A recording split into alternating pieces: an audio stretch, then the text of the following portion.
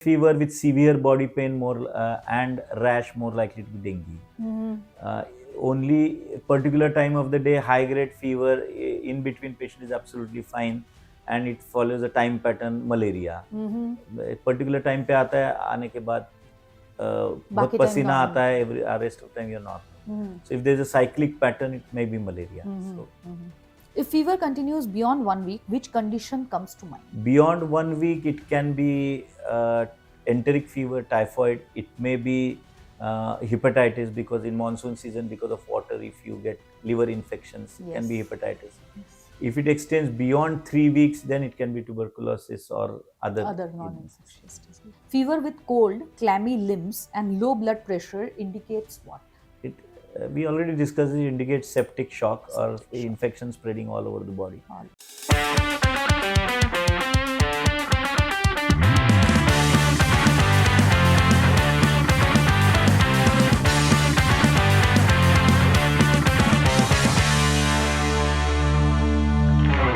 Fever.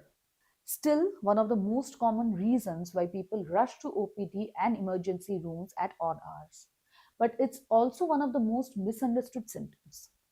Is fever a disease in itself or a signal from the body that something deeper is happening?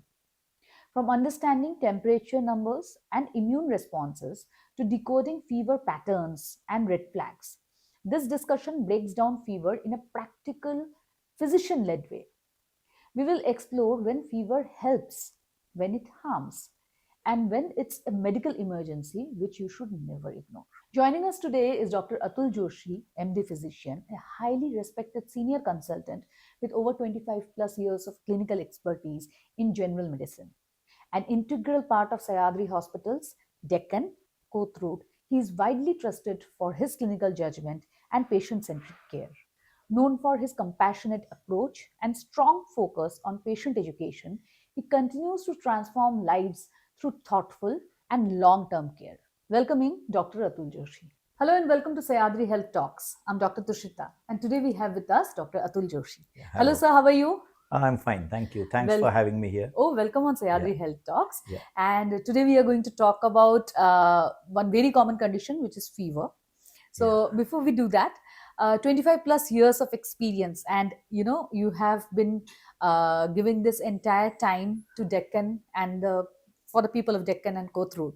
So how has this journey been for you, sir? Yeah, this journey has been fabulous as everybody in his initial years have to do a lot of running around. So usually, initially I used to go to rural areas in those days once a week. And after later on, I settled in Deccan and Kothrood area.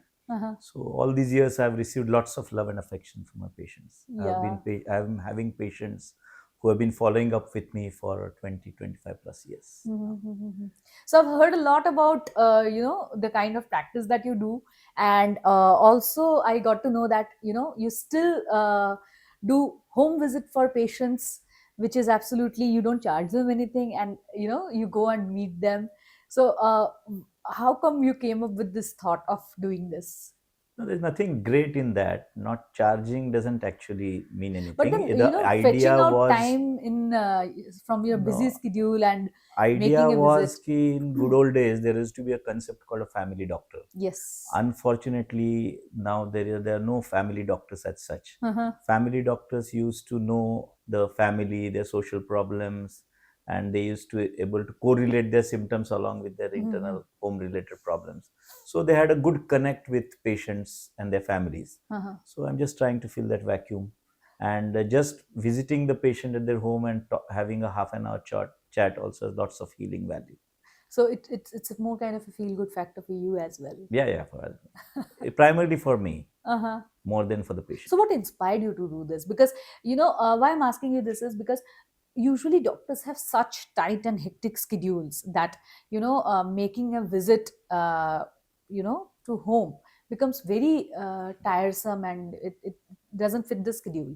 So what inspired you to do this? No, there are two clear-cut distinctions for this. Acha. One, I don't do a home visit for emergencies, Acha. because then that means you have to be available 24/7 all weekdays.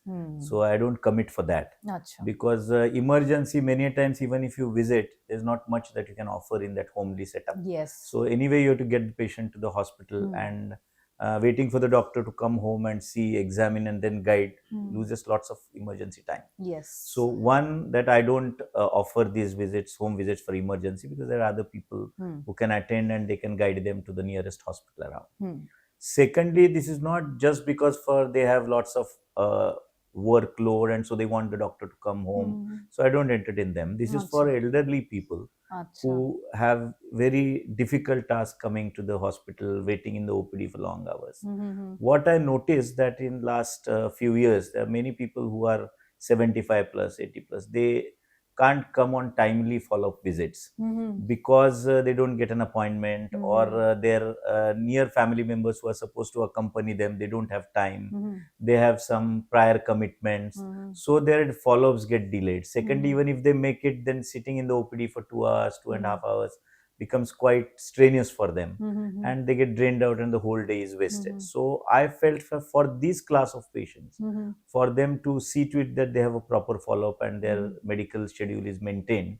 So I should offer this kind of service, since I am here 25 years doing practice and they have been loyal to me, so I also owe something to the society. So out of that, I felt that it should be done. So it was just a pilot project, and I think people loved it. Yeah, they absolutely love it. I mean, the word has spread like fire in the forest, and it's like beautiful thing, and a very great noble cause, I must say. No, Without, I think it is over glorified. It's a simple no, thing, it's and I think not. it should have a ripple effect, and many other people should start doing that. I wish. I mean, we all wish that too. So, starting with today's discussion, which is about fever. Yeah. So fever is something which is like almost everybody has seen, and I also feel fever is one of the major reasons why people land up in OPDs, and especially in emergencies at odd hours, because the temperature is just not coming down. So what exactly happens during a fever? I mean, if you have to break it down into layman terms. Fever is, in simple terms, when there was a rise in body temperature, then we label it as fever. So fever is a manifestation of the body. The body is trying to fight out some sort of infection or some sort of abnormality in the body. So it's an immune response of the body towards an infection or any other abnormal substance in the body. So when body temperature goes beyond 99 degrees, we label it as fever. So in fact, it is a manifestation of body immunity. In elderly people or people who are immunocompromised, for example, HIV patients, in those cases, they may not manifest as fever, even if they have infection. So in a way, fever is a good thing. It tells us that you have something going wrong in your body. So we often hear the numbers like 99, 100, 102. So what these numbers really mean, and what should be what are the red flags that we should look out for? No, the fever we label as low grade or mild fever or high grade fever, moderate fever.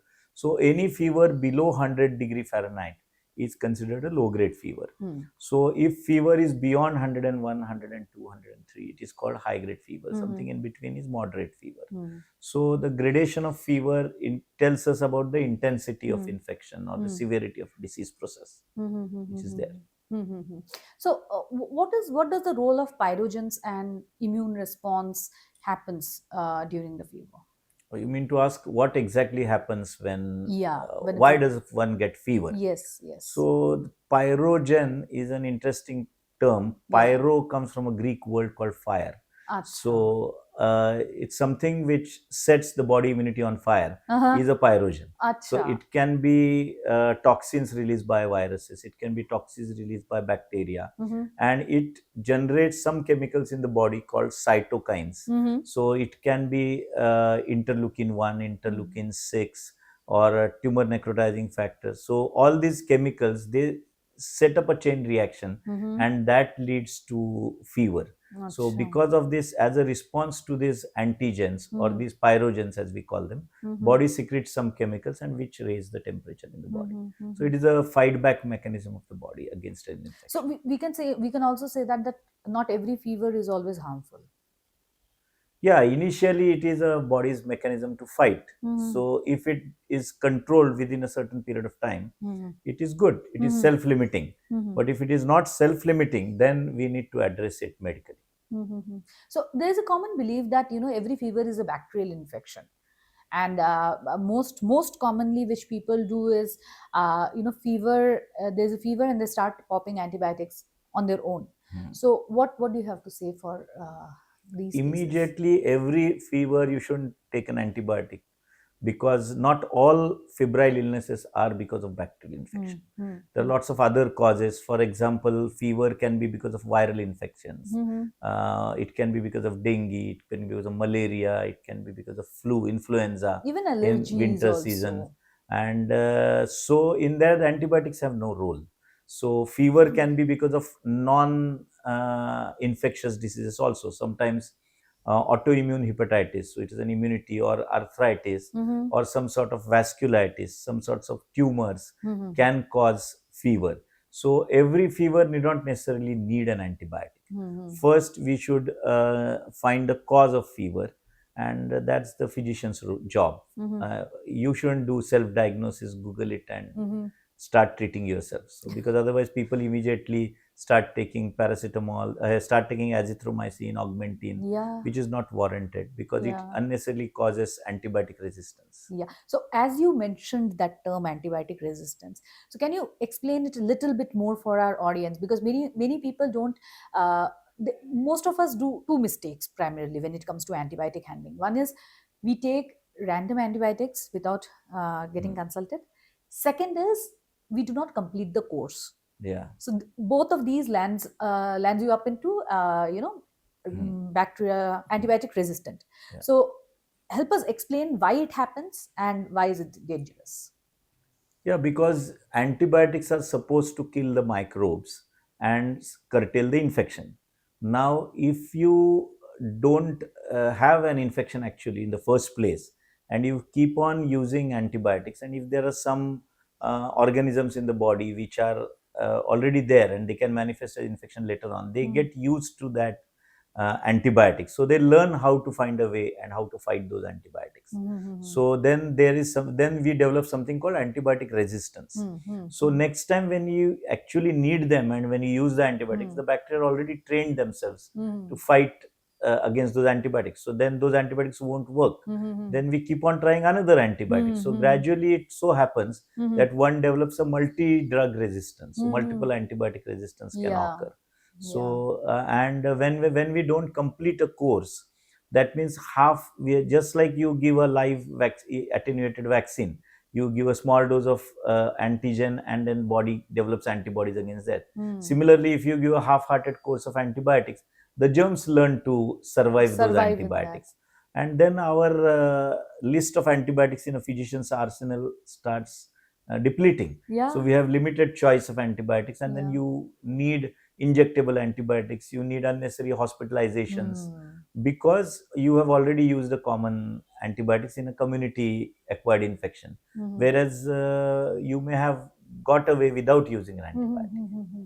So fever is something which is so common, and most of the times let me be honest here that even when I have fever, I do not go to a doctor on day one. So how long is it okay to wait, and when should a person reach out to a physician, and what should be done during that period of time? See, I don't see that when you get say that when you get fever, immediately the next day you visit a doctor, Hmm. because it's practically not possible and it's not needed actually. Correct. You should learn and see a cause effect relationship. Uh-huh. If you find ki yesterday I was drenched in the rain while coming back from office, Mm-hmm. I started sneezing today morning and I developed fever. Mm-hmm. So maybe this is an upper respiratory tract infection because of sudden exposure to cold and rain. Mm-hmm. Then I take just Dolo और सम paracetamol, just हम्म, गोली लेके आराम कर दूंगा, हम्म, थोड़ा सा खुद को सेक लूंगा तो hmm, I will get better. Hmm, so if सर्दी है उसके साथ बुखार है तो and you know the cause, so maybe a day or two you can wait, hmm, just taking symptomatic or over the counter medications and hmm, wait. What is the red flag? Red flag is कि अगर आपको बुखार है उसके साथ बहुत तेज बदन दर्द है, hmm, if you develop some de novo rash which was not there a day hmm, prior, hmm, then this is not simple viral fever or just fever, then hmm, you need to consult a doctor. Hmm, Then don't prolong things, or any hmm, fever which goes beyond 3 to 4 days hmm, despite oral antipyretics, hmm, that is combiflam, paracetamol, hmm, and your symptoms are not subsiding, then don't take it lightly, you better hmm, consult a doctor. mhm. So, sir, we are talking about taking antibiotics, and these days, Dolo No, and I'm saying paracetamol. antipyretics. Okay, Don't take antibiotics. no, no, antipyretics. Yeah. Yeah, So, we are talking about taking antibiotics, but at the same time, the consumption of Dolo and paracetamol is so high. yeah. So, how do we keep a check on that? That not to take it, too much, but at the same time, how do we keep that balance? That's why I said ki paracetamol is one of the safest non-steroid anti-inflammatory drugs. Hmm. So it helps even in those who have kidney failure, or whereas other nimesulide or diclofenac, they are harmful for the kidneys. Yeah. Whereas paracetamol is one of the safest antipyretic, or what we call as non-steroid anti-inflammatory drug. Drug. So a dose of paracetamol in around 1800 to 2 gram per day is safe enough. So initially we used to have 500 milligram tablets. Crocin was the popular Yeah. brand, Yeah. and 650 is a slightly higher dose with a longer action. Mm-hmm. So it became more popular, Mm-hmm. and so it can be safely used. Mm-hmm. That's why I said beyond 2 to 3 days, Mm-hmm. if you have to pop up paracetamol every Mm-hmm. every 6 to 7 hours, Mm-hmm. then something is wrong and you need to consult a doctor. Mm-hmm. Otherwise, taking paracetamol just for 3 4 days is good enough, Okay. unless you have some underlying liver disorder. Paracetamol, with its overuse, Mm-hmm. can cause drug-induced paracetamol-induced hepatitis, but it's a Mm-hmm. rare entity. So Mm-hmm. let's not get scared about it. But Mm-hmm. using paracetamol Mm-hmm. for 3 4 days is quite safe. Mm-hmm. So when it comes to fever, there are certain patterns which are seen. Yeah, Daily spikes or fever that typically rises, or the temperature yeah, goes high during the evenings, or maybe alternative day it comes, or maybe it comes and then it keeps coming back again after a week or yeah, something like that. So what do these patterns say, yeah, and how should these be handled? yeah. Patterns are very important. Fever patterns, or for that matter any symptom pattern, is very important, because we are taught in medical schools that whatever diagnostic test, advanced gadgets come, the best tool is history taking from the patient. Mm-hmm. You should spend some time, take a detailed history from the patient. Okay, how did the symptoms start? Were there any prodromal symptoms? What are, along with fever, what are other symptoms? If somebody Mm-hmm. has fever along with cold, cough, sneezing, Mm-hmm. then it is an upper respiratory tract infection. Mm-hmm. If they are having fever along with productive cough, Mm-hmm. breathlessness, then it Mm-hmm. may be a lower respiratory tract infection. Mm-hmm. If there is fever along with urinary urgency, burning of urine, increased frequency of urine, Correct. then it may be a urinary tract infection. Mm-hmm. If fever is associated with vomiting, loose motions, stools with offensive smell, then it may be an acute gastroenteritis causing fever. Yeah, so So there might be different history taking is very reasons. important. Yeah. Secondly, what it helps, so in our book, textbook, medical textbook, there are 300 causes of fever. So Oh, whenever somebody comes with fever, you're not going to order all the 300 tests for yeah. all those 300 Yeah. diseases. So it helps you classify whether it is an upper respiratory tract, whether it Uh, is a gastrointestinal disorder, whether it is a central nervous system, and then you can identify and advise only the necessary and relevant tests. mm-hmm. If you start advising for all fevers blanket investigations, Mm-hmm. then it unnecessarily increases the health cost, and person get more wary because of the burden of healthcare Mm. investigations rather than the treatment. So history taking is very important. This pattern help us identify what may be the cause of fever, Mm-hmm. and once we shortlist those causes, then we can do the relevant investigation and treat the patient properly. So sir, fever में I mean जब fever शुरू होता है, so what is advisable? I mean to see a doctor, in a hospital, to reach out to a hospital, to a super specialty, or go to a nearby physician, or how should it be dealt? The thing is, as I said, ki fever comes with associated symptoms. So if there are certain symptoms which raise red flags, in that cases we have to go to a hospital rather than a clinic. So what are those symptoms? कि along with fever, बुखार तो तेज है पर आपके हाथ पैर ठंडे हो गए हैं, you are sweating, Mm-hmm. and with cold clammy limbs, your BP is low, पास वाला घर में बीपी मॉनिटर रहता है, लो बीपी है. So this can be life threatening. There's something called septic shock. Means अच्छा. the toxins have spread over all the body, and that's why your BP is low, your limbs are, there's no blood supply to the limbs, so they are cold despite having high grade fever. So high grade fever with cold limbs and low blood pressure can be life threatening. So in that case you have to go to a hospital rather than going to a clinic, because you may require hospitalization, you may require hydration, and you may require some super specialty tests. Second example, कि if आपको तेज बुखार है and you become unconscious or you develop a fit, seizure आ जाता है, there is something called febrile seizure, बुखार में fit आ गया, so maybe there is a central cause of fever. So the infection has gone into the brain, and it has caused fever, high grade fever and fit. So in that case there is no point in going to a clinic, so you better to go to a bigger hospital where there are imaging facilities, where they can do your CSF examination or brain scan or EEGs. So there are certain things in such a scenarios. Altered sensorium, that is drowsy unconscious patient, along with fever, patients with low blood pressure, sweating, cold clammy limbs along with fever, they should visit a hospital. Or confusion, disorientation, I'm unable to make out washroom kahan hai, hall kahan hai, I'm unable to recognize skins, and I am getting high grade fever. This can be because of febrile delirium. So in that case you go to a hospital. Hospital. So एक एक सवाल जो मुझसे बोला गया था आपसे पूछने के लिए is fever in kids.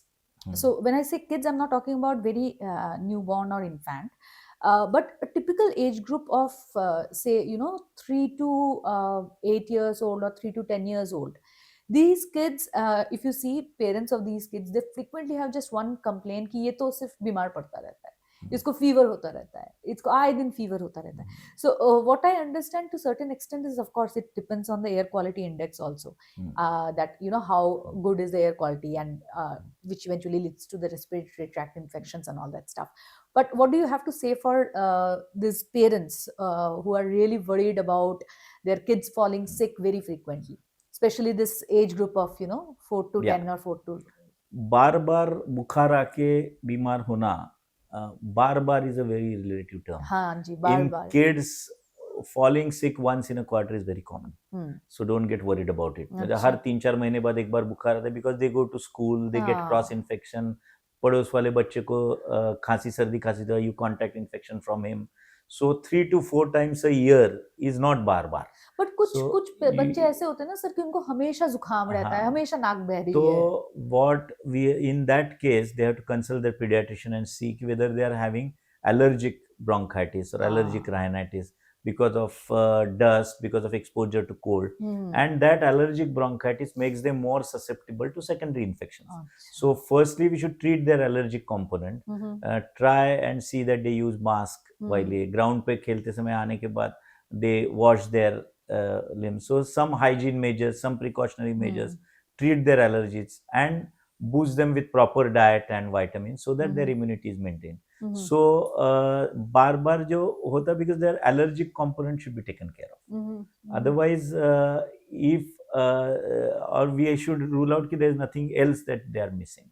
If बाकी बच्चों से काफी frequent हो रहा है, so they need some additional investigations. Like as we mentioned, there are non-infectious causes of fever. Yes, yes. So childhood vasculitis or some sort of lymphomas or blood malignancies can cause fever. So there are, if there is recurrent fever with some palpable nodes, so then we have to consult a pediatrician and a hematologist कि बार बार बीमार हो रहा है, do we need to rule out something else? So as you were saying, कोई भी fever अगर बार बार आ रहा है, so we should bar. not take it lightly. We should investigate it properly and go to the root cause of that fever. So if you have to give a time duration to this term bar bar, what would be that time duration? मतलब कितने frequently fever आया, मतलब हर महीने में एक बार बीमार हो जाता है, so बीमार हो that you जाता should. और सेकेंडली प्रोलॉन्ग फीवर, अगर किसी को लास्ट 3 हम डॉक्टर के पास जाके आए, पिछले 3 हफ्तों से बुखार जा ही नहीं रहा है, हाँ, और सारे रोज, टेस्ट्स हाँ नॉर्मल है। सारे रोज कुछ ना कुछ तो आता है, तो एक बार तो शाम को बुखार आ ही जाता है, तो then we have to again, any fever which crosses more than 3 weeks, we have to look for non-infectious causes of fever. For example, tuberculosis. If I have evening rise in fever more than 2 weeks, so in India, all of us carry tuberculosis germs, so they are an opportunistic infection. So we have to rule out tuberculosis as one of the cause of fever. Or there can be something called autoimmune fever. So immunity, so we have to do autoimmune test. To rule out कि अपनी खुद की sarcoidosis करके बीमारी है, या खुद की immune system is fighting against our own cells and causing that fever. So any fever more than 3 to 4 weeks, we need to investigate. So any fever more than 3 to 4 weeks, make sure that you reach out for help and get it Go investigated. to a specialist. So there is an entity called infectious disease specialist. So there is a specialty which treat only fever infections which are prolonged, which are rare, because common infections are being taken care by family physicians or general practitioners or internal medicine. But those resistant fevers, you should not hesitate to contact an infectious disease specialist. Noted, sir. So that was about fever. Now moving to the next segment, which is quick rapid fire questions for you. Most of these you have already answered, but still we will just have quick answers from you. Does the duration of fever change the probable diagnosis? Yes, it does. Okay. Acute fever lasting 3 to 4 days usually points towards what? Maybe it may be malaria, it may be dengue, it may be influenza, it may be upper respiratory, lower respiratory tract infection. Depends on what symptoms it carries. So it is always fever Symptom associated with the symptoms. Is what brings in the diagnosis. Plain fever with severe body pain more and rash more likely to be dengue. Only particular time of the day, high grade fever in between patient is absolutely fine, and it follows a time pattern malaria. Particular time पे आता है, आने के बाद बहुत पसीना आता है, rest of time you're normal. So if there's a cyclic pattern, it may be malaria. Okay. If fever continues beyond 1 week, which condition comes to mind? Beyond 1 week, it can be enteric fever, typhoid. It may be hepatitis, because in monsoon season, because of water, if you get liver infections, it can be hepatitis. If it extends beyond 3 weeks, then it can be tuberculosis or other non-infectious disease. Fever persisting for a month or more, what serious diseases must be ruled out? We just answered this, that you have to do lots of investigations. There are non-infectious diseases, there are chronic infections like tuberculosis. For example, CNS tuberculosis can initially come with prolonged fever followed by CNS symptoms. Okay. When should a general physician refer a fever patient to an infectious disease specialist? When fever is not responding to our conventional treatment, basic reports are normal, but fever is recurrent. And if it goes beyond a fortnight, then it is better to, with basic reports normal, it's better to refer to an infectious disease specialist. Fever with cold, clammy limbs. Fever with cold, clammy limbs and low blood pressure indicates what? We already discussed, it indicates septic shock or infection spreading all over the body. So better to go to a hospital. How dangerous are sepsis and septic shock if treatment is delayed? Sepsis and septic shock is a medical emergency. Patient has to be admitted in an ICU, and it can be quite fatal. Fever with altered sensorium and seizures. What should families immediately suspect? To suspect something is a doctor's job. The family should immediately take them to the hospital. And common suspicions with seizures, altered sensorium, it can be brain infections. It can be either pyogenic meningitis, or it can be herpetic encephalitis. Herpes of the brain can present with similar type of symptoms. What are the red flag symptoms in fever that should never be ignored? Red flags is high-grade fever not responding to conventional NSAIDs and associated with hemodynamic abnormalities or sensorium. By hemodynamic abnormalities, I mean very high or low blood pressures, very high pulse rates, or change in sensorium. Mhm. What is your advice to people who repeatedly self medicate for fever? The fact that you have to take medications frequently means there's something wrong which we need to rectify. So consult your doctor and go to the root cause of fever. So, one message that you want all our listeners to, remember about fever. Yeah, even though fever is the commonest symptoms, I want them to take fever seriously Mm-hmm. if it not disappearing after 3 4 days of conventional treatment. Don't take it lightly. Okay. On that note, before we wind up today's podcast, we have a ritual at Sahyadri Health Talks where we ask our consultant to share some story which has been, very close to your heart and has left a mark in your heart. Some story, patient story. Okay.